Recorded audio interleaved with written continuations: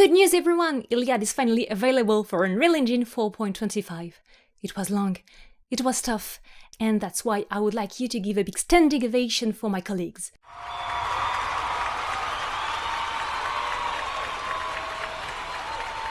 Thank you for them.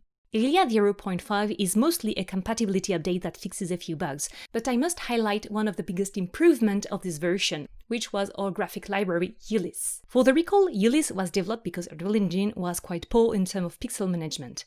This library had to be developed in order to answer our needs to create plugins and software to paint and animate in 2D within a 3D real-time environment. So we went from this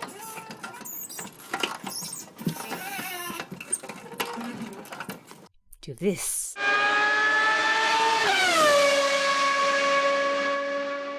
ulis is much faster now, and it brings a new batch of blending modes in the layer stack and in blueprint nodes. This project was led by Clément Berthaud, and if you want to know more about his work in general, the link to his website is in the description. And later this year we will publish the current version of ulis on Github to be used for free on non-commercial projects and with a yearly subscription for commercial projects. Speaking of GitHub, there is also a big news. We've finally released ILIAD code on that platform for you guys and girls and non-binary people.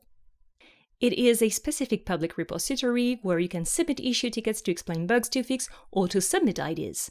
You won't be able to write code, but at least you can directly clone ILIAD from there. What about the other features you promised, like painting in Unreal Engine viewports? Don't worry, it is still on track and it will be released later this year, probably with other new features. That's all folks for today, thank you for watching, and as usual, like, share, comment, subscribe, join our Discord and tip us on Patreon if you can. Thank you, bye!